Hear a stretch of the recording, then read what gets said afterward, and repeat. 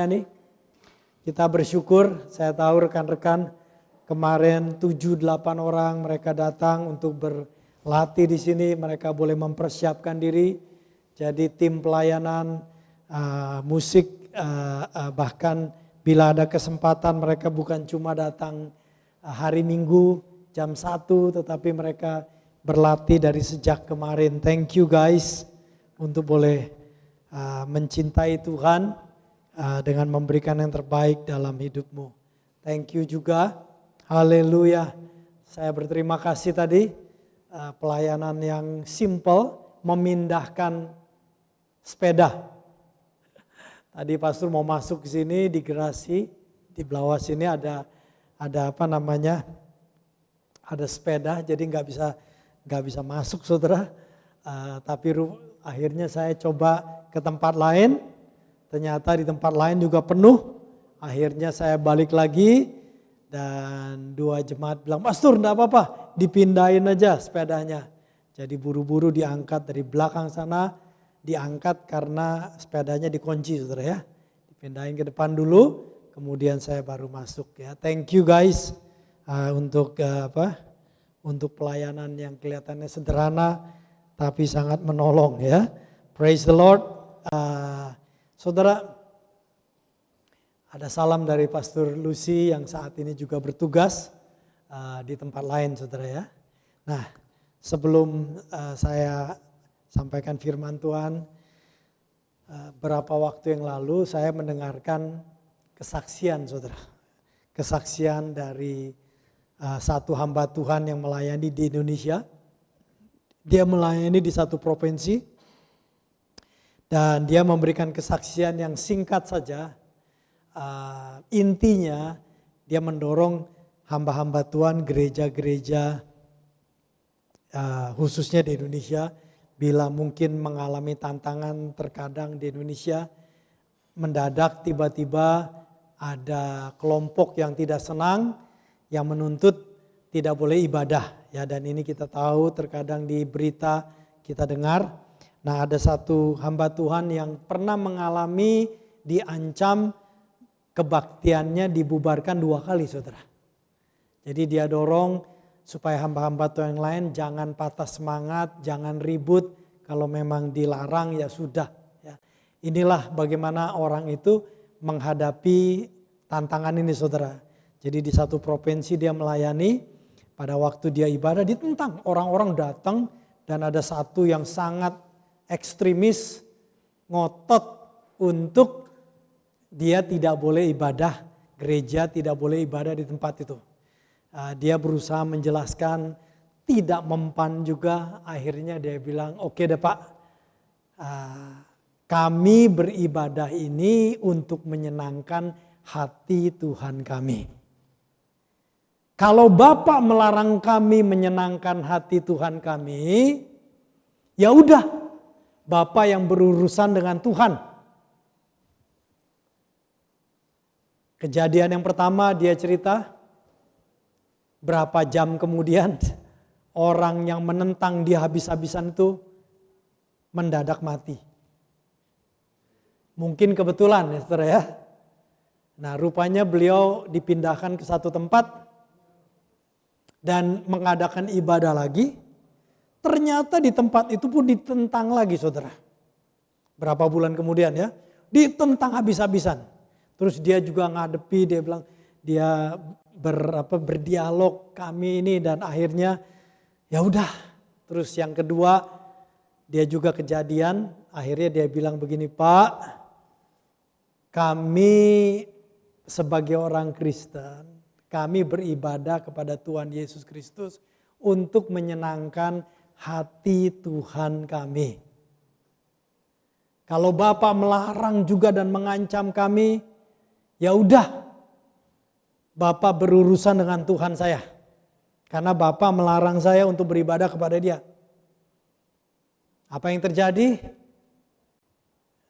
Kejadiannya pagi, berapa jam tidak ada terjadi apa-apa, tapi malamnya orangnya juga mati saudara. Jadi 2 kali mati. Ya. yang saya menarik ini adalah bukan soal matinya lah ya saudara ya. Ya mati ya sudah, mau diapain lagi ya. Tapi yang menarik saya, dia berkata begini. Kami datang beribadah kepada Tuhan Yesus untuk menyenangkan hati Tuhan kami. Saya berharap rekan-rekan jemaat di sini, juga rekan-rekan yang beribadah melalui live streaming, kita beribadah dengan satu tujuan, menyenangkan hati Tuhan kita. Haleluya. Mari kita mau saudara ya, menyenangkan hati Tuhan kita. Ini penting sekali ya. Jangan sampai kita beribadah karena kebiasaan. Jangan sampai kita beribadah karena hal-hal yang lain. Awalnya is okay. Tetapi kalau kita mau bertumbuh dalam Tuhan, kita punya tujuan cuma satu, beribadah untuk menyenangkan hati Tuhan kita. Haleluya. Welcome home. Ya, bro kita. Bro Evan Kapitan ya. Haleluya ya. Praise the Lord. Jangan-jangan dari Indonesia jauh-jauh mau beribadah ke sini. Praise the Lord ya. Haleluya. Praise the Lord. Kita mau menyenangkan hati Tuhan kita.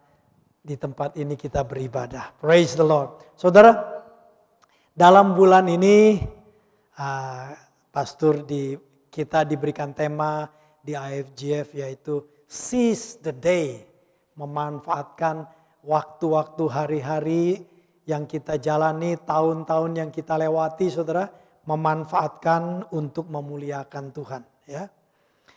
Nah sebelumnya saya selalu bersyukur kepada Tuhan bahwa saya percaya jemaat adalah rekan-rekan adalah orang-orang yang mencintai Tuhan. Rekan-rekan adalah orang-orang yang setia kepada Tuhan. Amin. Haleluya. Lihat kiri kanan, inilah orang-orang yang mencintai Tuhan. Inilah orang-orang yang setia kepada Tuhan.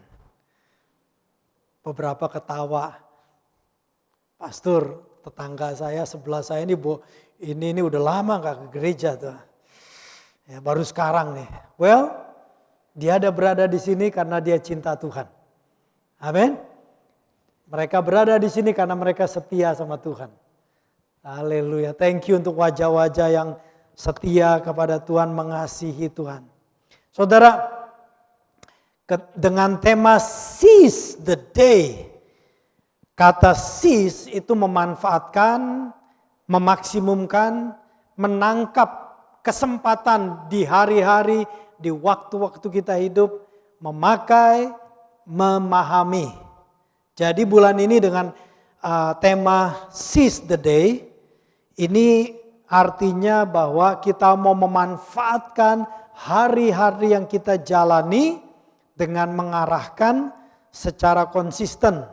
Memaksimalkan apa yang diberikan oleh Allah kepada kita dan fokus pada hal-hal yang penting. Fokus kepada hal-hal yang penting yaitu mengutamakan Tuhan, mengutamakan perkara kerajaan sorga. Mazmur 90, kitab Mazmur 90 ayat 12 di dalam terjemahan bahasa Inggris TLB disebutkan, teach us to number our days and recognize how few they are. Help us to spend them as we should.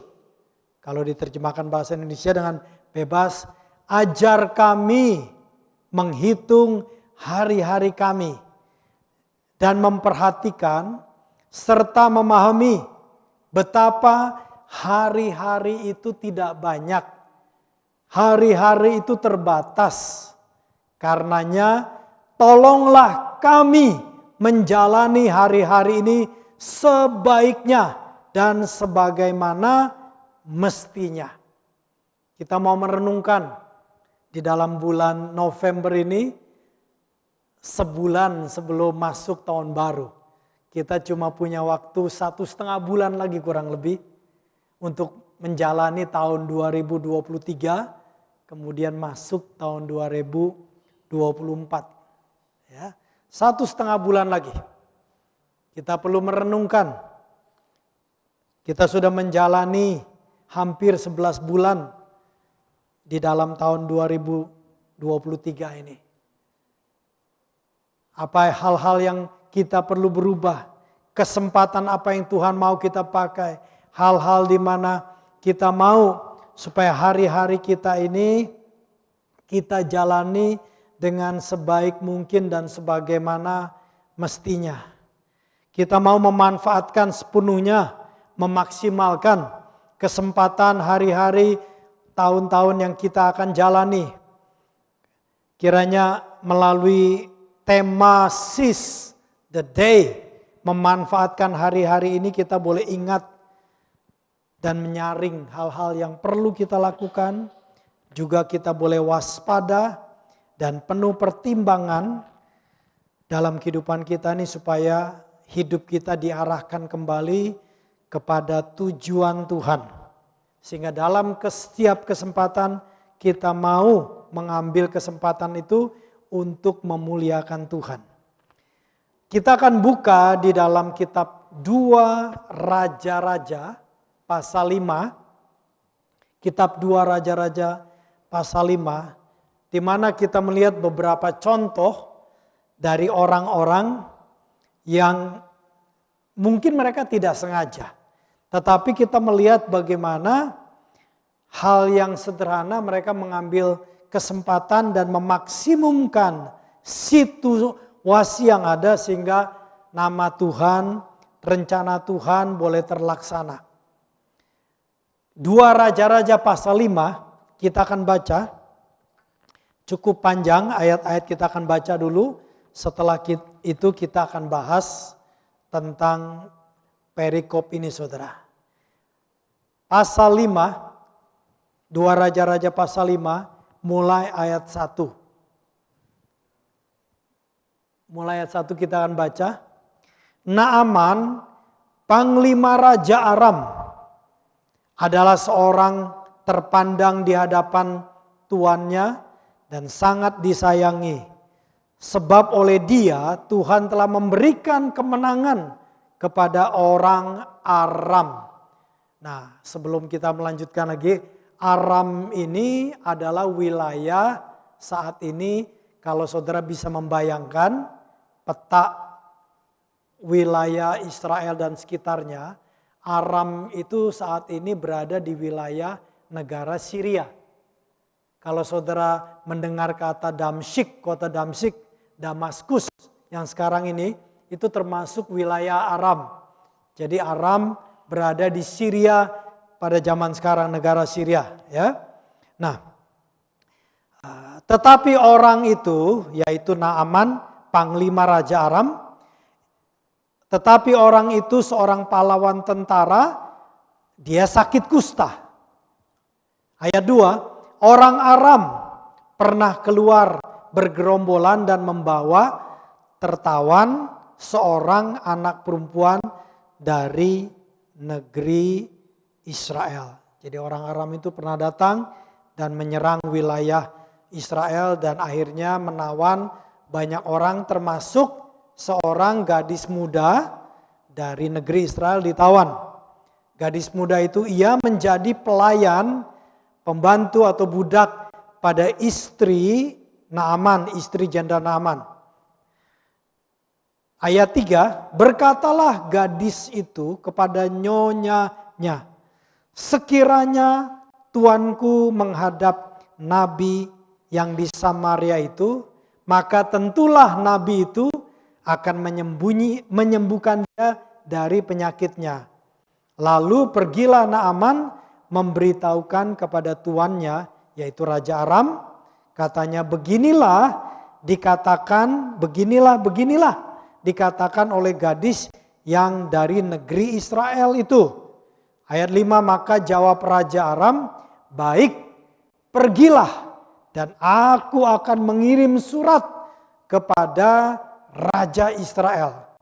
Lalu pergilah Naaman dan membawa sebagai persembahan 10 talenta perak dan 6.000 shikal emas dan 10 potong pakaian. Lalu ia menyampaikan surat itu kepada Raja Israel yang berbunyi, suratnya berbunyi, sesampainya surat ini kepadamu, maklumkanlah kiranya bahwa aku menyuruh kepadamu Naaman pegawaiku, supaya engkau menyembuhkan dia dari penyakit kustanya. Ayat 7, segera sesudah Raja Israel membaca surat itu, dikoyakkanlah pakaiannya serta berkata, Allahkah aku ini yang dapat mematikan dan menghidupkan? Sehingga orang ini, Raja Aram, mengirim pesan kepadaku supaya kusembuhkan seorang dari penyakit kustanya. Tetapi sesungguhnya perhatikanlah dan lihatlah, ia mencari gara-gara terhadap aku. Ayat 8, segera sesudah didengar Elisa, abdi Allah itu, bahwa Raja Israel mengoyakkan pakaiannya, dikirimnyalah pesan kepada raja. Bunyinya, mengapa engkau mengoyakkan pakaianmu? Biarlah ia datang kepadaku, supaya ia tahu bahwa ada seorang nabi di Israel. Kemudian ayat 9, kemudian datanglah Naaman dengan kudanya dan keretanya, lalu berhenti di depan pintu rumah Elisa, Nabi Elisa. Ayat 10, Elisa menyuruh seorang suruhannya, bawahannya kepadanya, mengatakan, pergilah mandi 7 kali dalam sungai Yordan, maka tubuhmu akan pulih kembali sehingga engkau menjadi tahir. Tetapi pergilah Naaman dengan gusar sambil berkata, aku sangka bahwa setidak-tidaknya ia datang keluar dan memanggil nama Tuhan Allahnya, lalu menggerak-gerakkan tangannya di atas tempat penyakit ini, dan dengan demikian menyembuhkan penyakit kustaku. Ayat 12, bukankah Abana dan Parpar, sungai-sungai Damsyik, lebih baik dari segala sungai di Israel? Bukankah aku dapat mandi di sana dan menjadi tahir? Kemudian berparinglah ia dan pergi dengan panas hati. Ayat 13, tetapi pegawai-pegawainya datang mendekat serta berkata kepadanya, Bapak, seandainya nabi itu menyuruh perkara yang sukar kepadamu, bukankah Bapak akan melakukannya?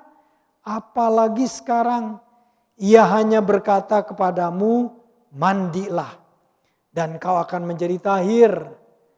Maka turunlah ia membenarkan dirinya 7 kali dalam sungai Yordan, sesuai dengan perkataan abdi Allah itu.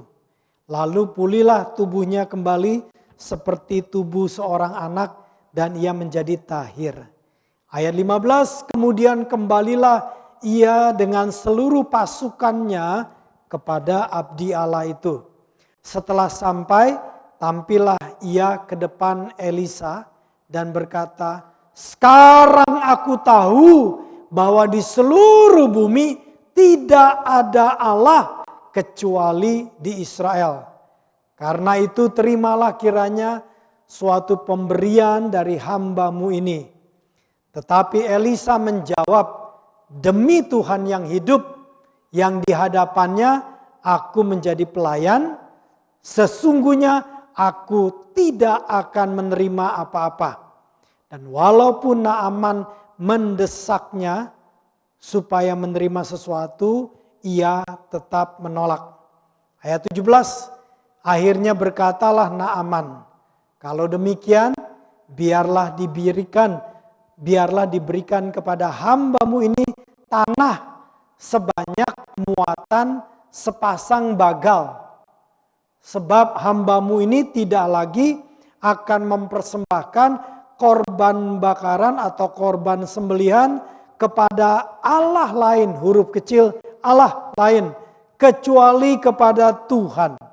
Ayat 18, dan kiranya Tuhan mengampuni hambamu ini dalam perkara yang berikut. Apabila tuanku masuk ke kuil Rimon untuk sujud menyembah di sana, aku menjadi pengapitnya sehingga aku harus ikut sujud menyembah dalam kuil Rimon itu. Kiranya Tuhan mengampuni hambamu ini dalam hal itu.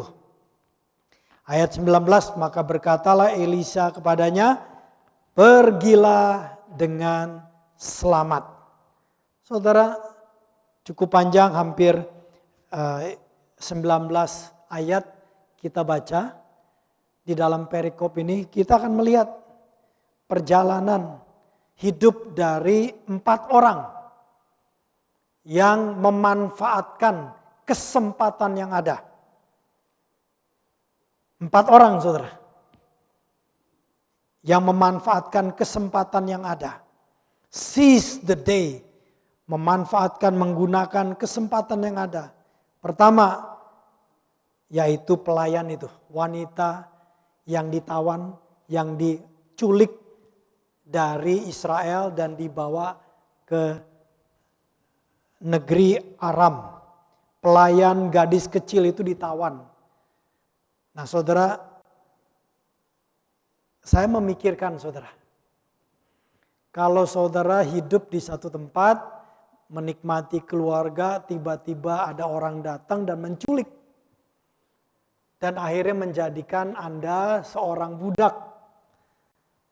Rasanya kita sakit hati selama-lamanya. Karena pengen dibebaskan. Kita tahu perang saat ini di Gaza, saudara, oleh karena kelompok teroris Hamas ini menculik 240-an orang di sana. Mati-matian tentara Israel mencoba melepaskan, saudara. Nah, pada waktu itu tidak ada raja Israel yang berani menyerang ke Aram. Yang jelas bahwa wanita itu akan jadi budak seumur hidupnya. Menjadi pelayan seumur hidupnya di negeri Aram. Nah, saudara, gadis ini dari kecil dia ditawan menjadi pelayan di dalam keluarga Jenderal Naaman, melayani istri daripada Naaman. Seenak-enaknya bekerja pada istri jenderal yang gak enak, saudara. Dia bisa saja menjadi pribadi yang sakit hati. Pribadi yang betul-betul kecewa dengan keadaan hidupnya. Mungkin saja dia sudah tahu bahwa Jenderal Naaman punya penyakit kusta. Mungkin saja di dalam sakit hatinya dia bisa berkata, biarin aja Naaman sampai mati biar. Tetapi rupanya gadis itu di dalam waktu di mana dia jadi budak, dia tetap tahu. Dia ingin memperkenalkan bahwa ada Allah di Israel. Ada nabinya yang diutus, ada nabi yang mengenal Allah yang hidup. Sehingga pada waktu dia melayani, istri Naaman ini mungkin lagi menyisir rambutnya, mungkin lagi menyetel bajunya dan sebagainya. Tiba-tiba si gadis ini berkata, "Nyonya, nyonya, sekiranya tuanku, suami nyonya menghadap pergi ke Samaria, maka bertemu dengan nabi, maka nabi itu akan menyembuhkan." Wow, wanita ini, pelayan ini betul-betul mempunyai fokus yang benar. Di tengah-tengah keadaan yang terjadi pada dirinya, dia tidak lupa bahwa ada nabi yang mengenal Allah yang hidup di Israel.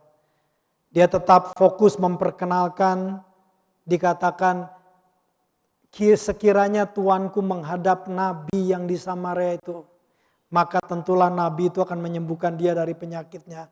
Nabi, saudara. Suruh bertemu nabi. Kenapa? Nabi adalah orang-orang yang dipanggil oleh Allah.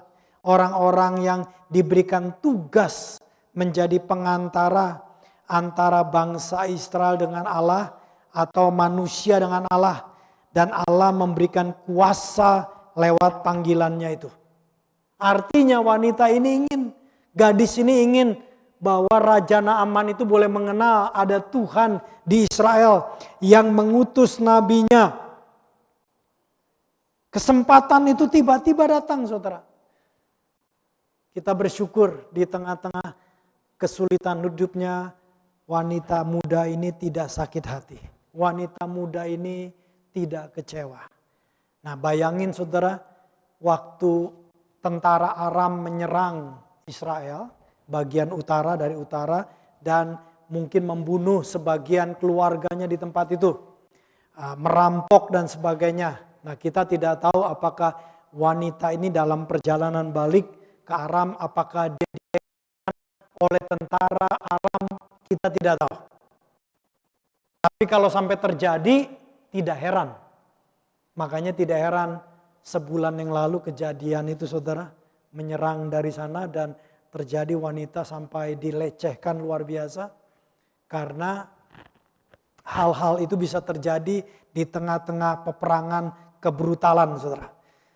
Nah, tapi di sini kita melihat wanita itu walaupun dia diculik, dibawa, dijauhkan dari orang tuanya, dari kampungnya, dan dia mungkin melihat kekejaman yang terjadi, dia memutuskan untuk tidak sakit hati.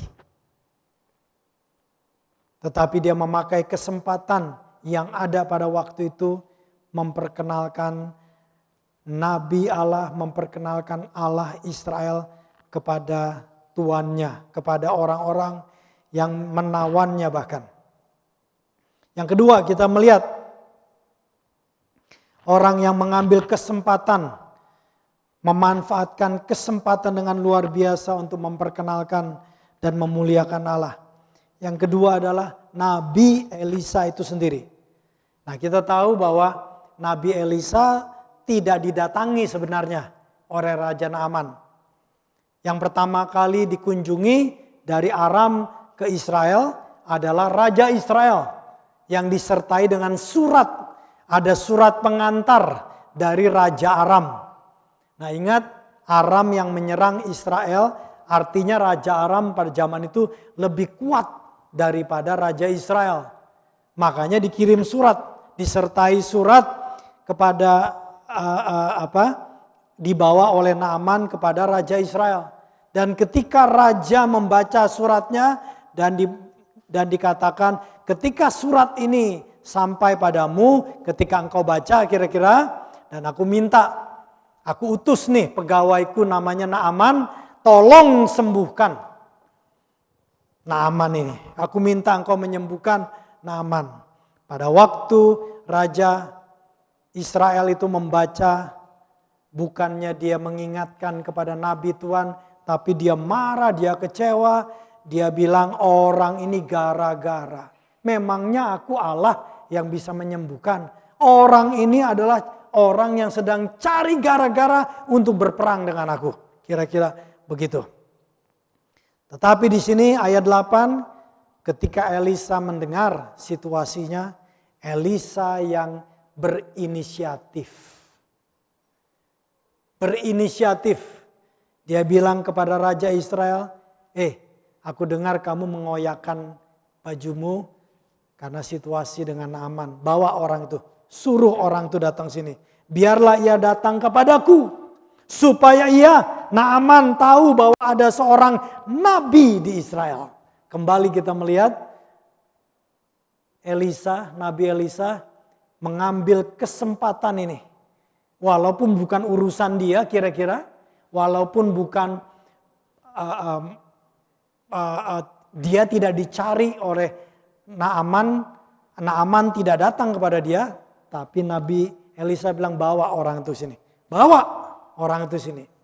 Dan kita tahu tentu dia berdoa, tentu dia mencari Tuhan dulu, dan waktu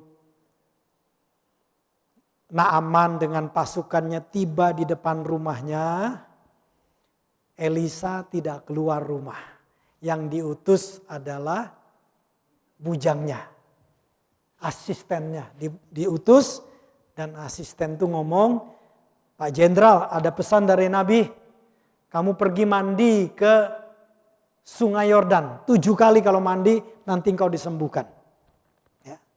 Nah, jadi kita melihat Nabi Elisa, walaupun dia tidak dicari oleh Naaman, tidak didatangi oleh Naaman, tapi dia melihat situasi yang ada, dan ini adalah kesempatan dia memperkenalkan Allah. Karena itulah dia berkata, biarlah ia Panglima Naaman ini datang kepadaku, supaya Naaman tahu bahwa ada seorang nabi di Israel. Jadi kita melihat perkataan gadis yang menjadi pelayan ini sama, saudara. Kepada nyonyanya dia berkata, sekiranya tuanku pergi ke Samaria menemui nabi, engkau pasti disembuhkan. Nabi Elisa berkata, suruh datang dia sini, supaya dia tahu ada nabi Allah. Artinya di dalam kehidupan nabi itu ada Allah yang menyertai, ada Allah yang akan menolong. Haleluya. Dia mengambil kesempatan. Nabi Elisa mengambil kesempatan, memaksimumkan kesempatan, seize the day, untuk memperkenalkan Allah Israel. Yang ketiga, siapa saudara? Yaitu para prajurit, tentara-tentara Naaman, saudara. Kenapa saya bilang? Waktu Naaman mendengar perkataan suruh mandi 7 kali di Sungai Yordan, tiba-tiba dia gusar luar biasa. Kenapa gusar? Dia tersinggung waktu dia datang, yang menyambut dia bukan nabi tetapi pelayannya. Itu sudah satu bagian tersinggung dia.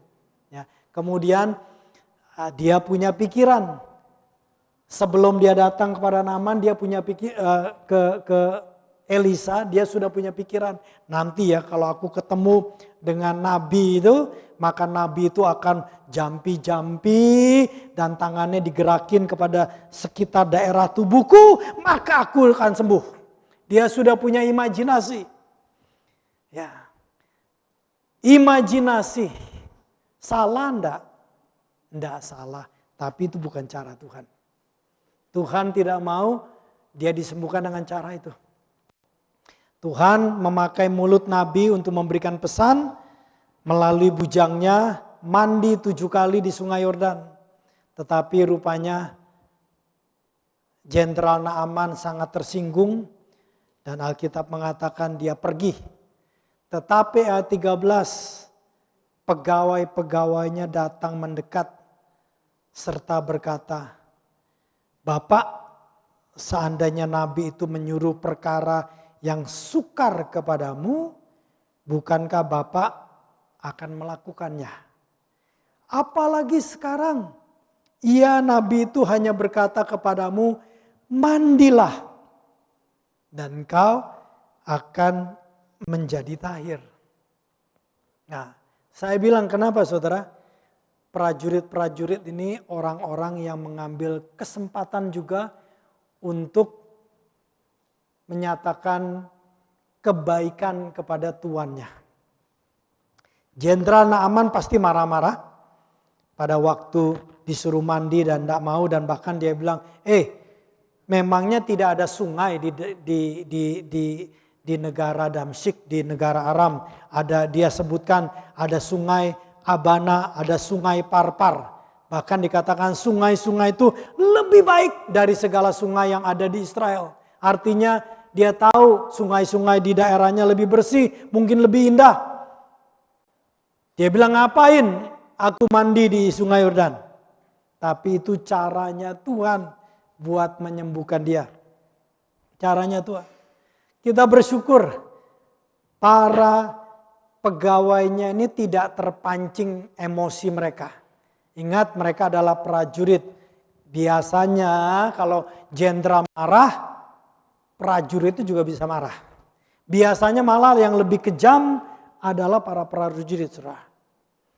Mungkin prajuritnya bisa berkata, Pak Jenderal, saya sikat aja nabinya deh. Daripada Pak Jenderal marah-marah, kita potong aja kepalanya. Bisa nggak? Bisa. Tetapi anugerah Tuhan yang luar biasa terjadi bahwa justru para prajurit ini yang menenangkan jenderal yang sudah ngamuk. Anda tahu kalau jenderal sudah ngamuk gitu. Jenderal Indonesia aja kalau ngamuk, saya nggak tahu. Apalagi ini jenderal pada zaman itu, jenderal negara yang besar pada zaman itu, negara kerajaan Aram. Ini marah-marah luar biasa. Orang top di negaranya. Dia marah luar biasa dan puji Tuhan pegawainya tidak ada satupun yang terpengaruh. Malah pegawai bilang, Pak Jenderal tenang Pak Jenderal. Kalau disuruh melakukan yang sulit saja, Pak Jenderal mau kan mau disembuhkan. Pak Jenderal, kita kan datang jauh-jauh dari negeri kita mau cari kesembuhan. Pak Jenderal mau disembuhkan. Nah, kalau cuma yang sulit saja juga Pak Jenderal mau melakukan, kenapa yang gampang ini nggak mau dilakukan? Cobalah Pak Jenderal, mandilah. Cuma gampang 7 kali, plep, plep, plep, plep, plep, plep, plep, plep, plep, plep, plep, sembuh. Masa gitu aja nggak bisa? Kita bersyukur atas nasihat daripada para prajurit ini. Saudara, kadang-kadang kita perlu punya telinga.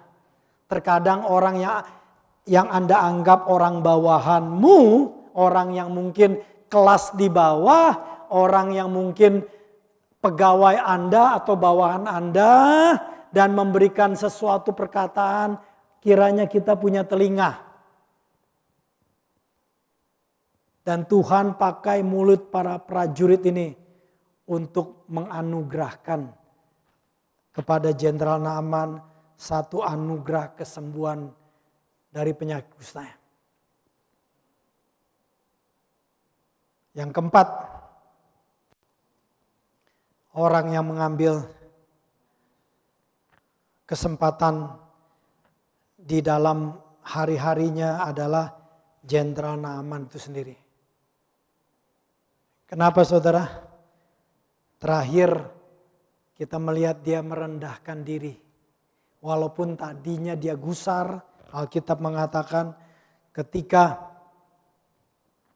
disampaikan suruh mandi ke sungai Yordan 7 kali.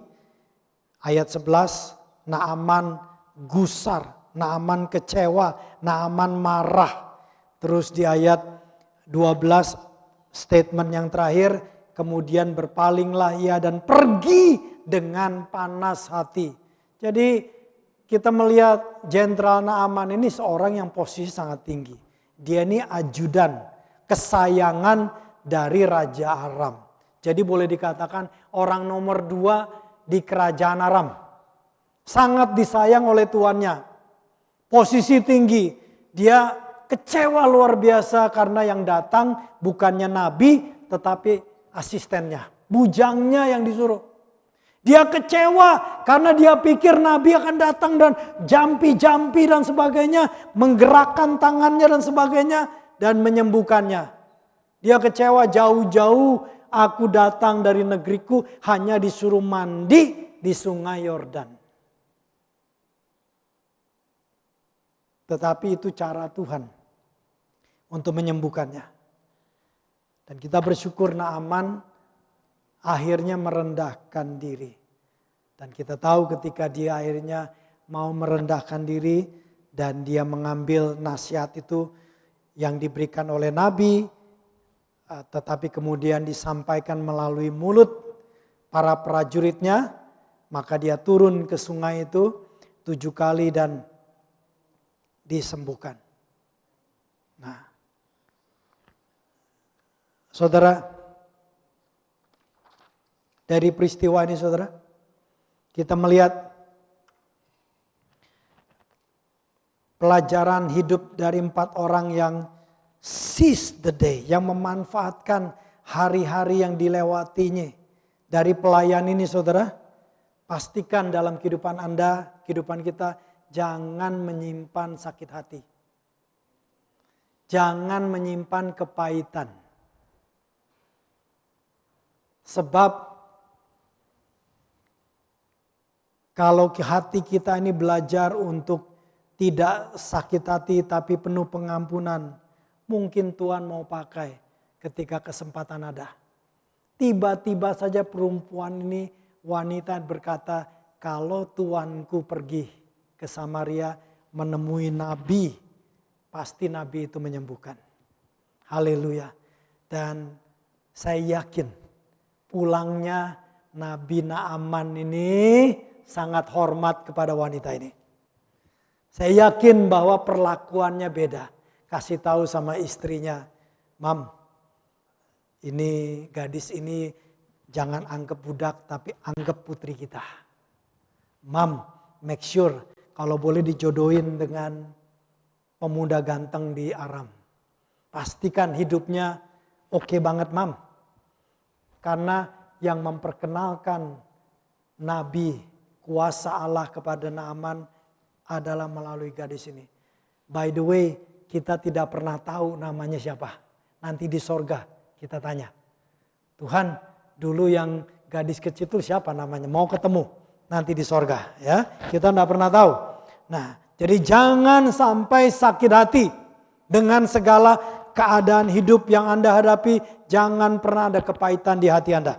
Selalu belajar mengampuni, selalu belajar melepaskan pengampunan kepada sekeliling kita. Yang kedua, kita melihat dari Nabi Elisa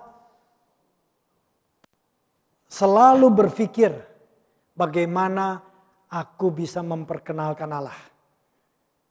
Walaupun kesempatan mungkin seperti tidak ada, tapi Anda harus menciptakan, meng-create keadaan. Ingat, Nabi Naaman tidak datang kepada Nabi Elisa.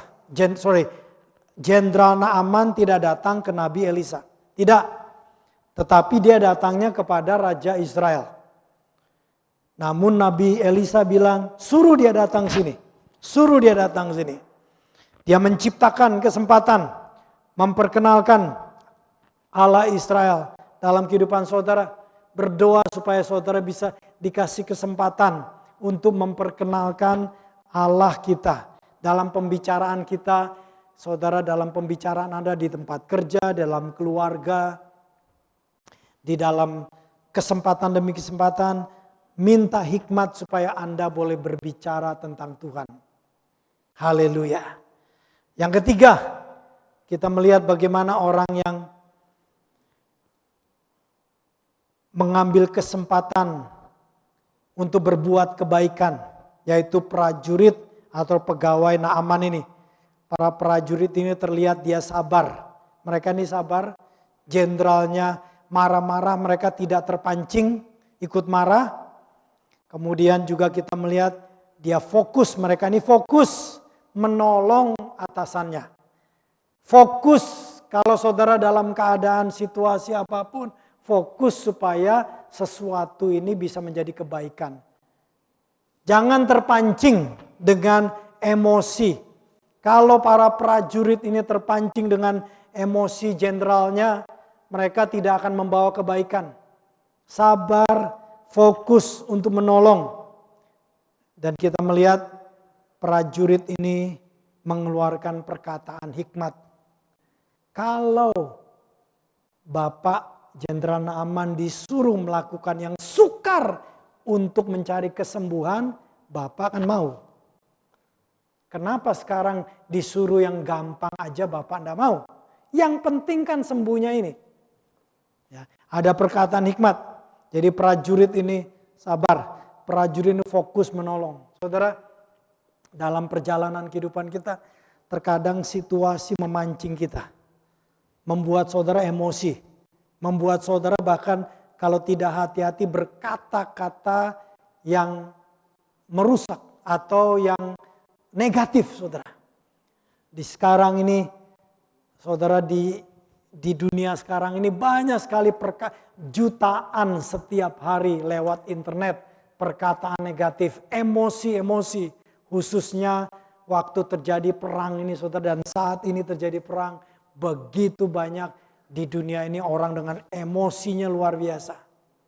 Ya, saudara tahu, sebagian orang yang melakukan dengan emosi begitu saudara, ikut campur dengan hal-hal di luar mereka, akibatnya mereka diberhenti dari kerja, ya. Akibatnya masa depan mereka yang tadinya mereka sudah diterima di perusahaan, di satu perusahaan, kalau mau lulus kuliah sudah siap, perusahaannya bilang enggak, karena kamu punya pandangan yang ekstremis, kamu punya pandangan yang negatif, karena emosi mereka keluar lewat tulisan-tulisan di internet. Hati-hati, jangan terpancing dengan emosi. Belajar sabar, belajar fokus untuk menolong. Belajar fokus untuk membawa damai. Belajar fokus kepada apa yang menjadi kebaikan. Yang keempat dari Jenderal Naaman sendiri, belajar untuk mengambil kesempatan waktu-waktu yang kita jalani dengan hidup rendah hati. Rendah hati. Bukan rendah diri, tapi rendah hati. Belajar punya telinga untuk mendengar. Belajar untuk mau berubah. Rendah hati. Di dalam kerendahan, Alkitab mengatakan, firman Tuhan berkata, rendahkanlah dirimu di bawah tangan Tuhan yang kuat. Maka pada waktunya engkau akan diangkat. Itu Tuhan yang ngomong. Kalau saudara dan saya mau memanfaatkan hari-hari, tahun-tahun yang kita lewati, jadilah orang yang jangan sakit hati. Selalu belajar mengampuni. Jadilah pribadi yang selalu berpikir bagaimana aku bisa hidupku, melalui hidupku aku boleh memperkenalkan Tuhan yang ajaib. Menjadi pribadi yang sabar, yang fokus untuk menolong. Fokus untuk membawa kebaikan. Jangan keadaan ribut saat ini ditambah ribut lagi. Kita datang sebagai orang-orang yang membawa damai. Yang keempat, belajar hidup rendah hati. Selalu rendah hati. Jangan gampang tersinggung, jangan gampang marah, jangan gampang panas hati, jangan gampang gusar.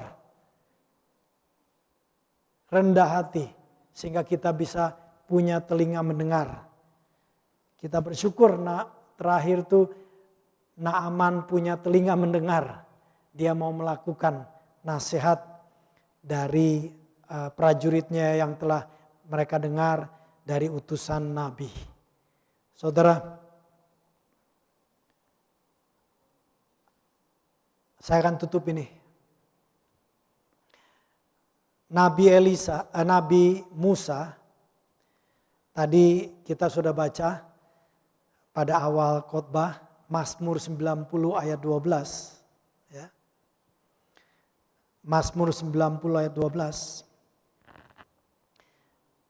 Dia berkata di dalam doanya yang diterjemahkan dengan bebas ya. Ayat 12, ajar kami menghitung hari-hari kami dan memperhatikan serta memahami betapa hari-hari itu tidak banyak, hari-hari itu terbatas. Tolonglah kami menjalani hari-hari itu sebaiknya dan sebagaimana mestinya. Saudara, Nabi Musa itu